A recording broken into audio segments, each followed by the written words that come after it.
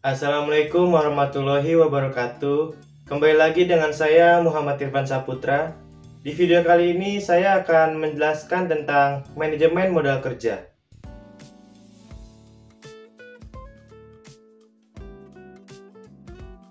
Modal kerja merupakan investasi dalam harta jangka pendek atau investasi dalam harta lancar. Modal kerja dapat dikategorikan menjadi dua, yaitu modal kerja bersih dan modal kerja kotor. Modal kerja kotor adalah jumlah harta lancar, dan modal kerja bersih adalah jumlah harta yang dikurangi jumlah utang lancar. Manajemen modal kerja mengelola harta lancar dan utang lancar agar harta lancar selalu lebih besar daripada utang lancar.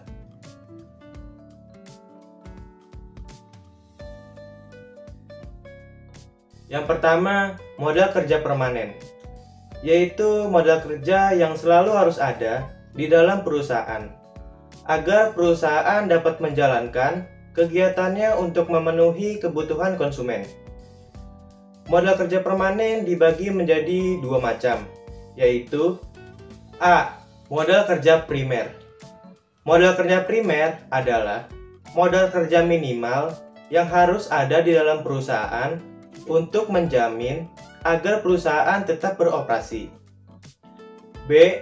Modal kerja normal. Modal kerja normal merupakan modal kerja yang harus ada dalam perusahaan agar perusahaan bisa beroperasi dengan tingkat produksi normal.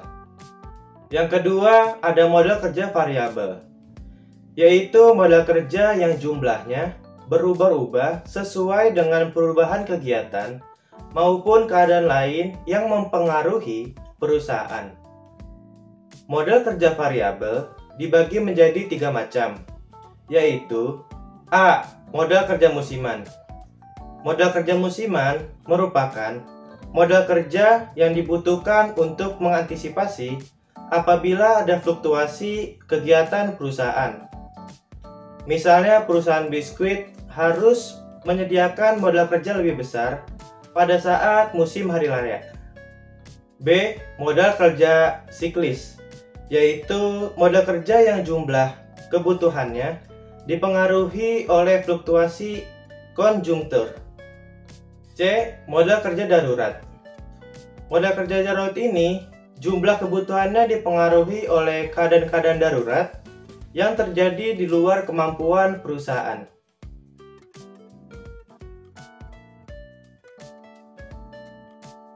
Sumber modal kerja.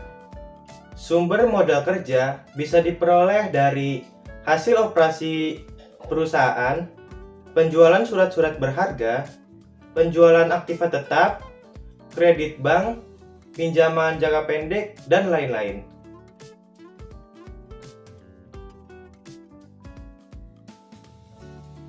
Fungsi manajemen modal kerja. Yang pertama, menyesuaikan perubahan tingkat volume produksi dan penjualan. Jumlah modal kerja sangat tergantung pada volume kegiatan bisnis. Makin tinggi kegiatan bisnis, maka makin besar modal kerja yang dibutuhkan untuk membiayai kegiatan tersebut. Yang kedua, membantu memaksimumkan nilai perusahaan, yaitu dengan cara memperkecil biaya modal untuk meningkatkan hasil. Makin besar modal kerja diperoleh dari pinjaman jangka pendek tanpa bunga, misalnya dari para pemasok, maka makin kecil dari sumber modal permanen. Dan dengan demikian akan menurunkan biaya modal.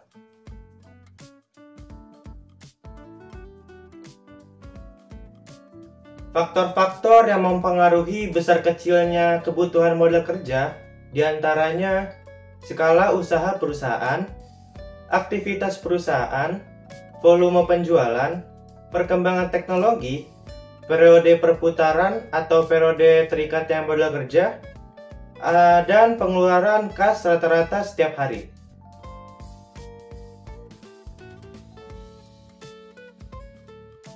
Untuk menentukan besarnya modal kerja, metode yang bisa kita gunakan sebagai berikut.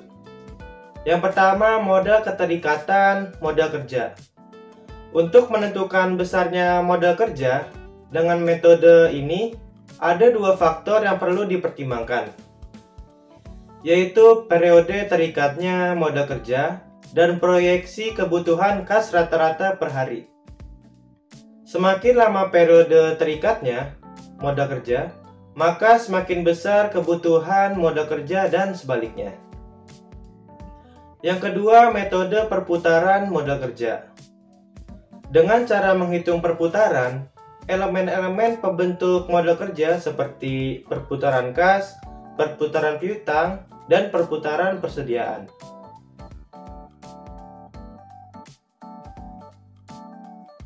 Cash Conversion Cycle. Dalam manajemen modal kerja, kita mengenal istilah Cash Conversion Cycle. Cash Conversion Cycle digunakan untuk mengukur perkiraan hari untuk mengubah aset lancar menjadi kas yang dapat langsung digunakan. Cash Conversion Cycle ada tiga hal.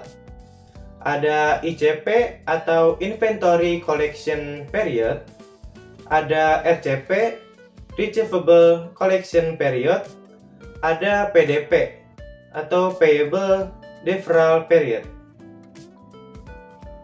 ICP atau Inventory Collection Period adalah perkiraan jumlah hari yang digunakan untuk mengubah persediaan yang dimiliki ke kas. RCP atau Receivable Collection Period adalah perkiraan jumlah hari untuk mengubah piutang yang dimiliki ke dalam kas. Yang ketiga ada PDP atau Payable Deferral Period, adalah perkiraan jumlah hari yang diperlukan untuk membayar hutang yang dimiliki dengan kas. Mungkin itu saja yang bisa saya jelaskan. Kurang lebihnya mohon maaf, sampai bertemu di video selanjutnya. Assalamualaikum warahmatullahi wabarakatuh. Dah.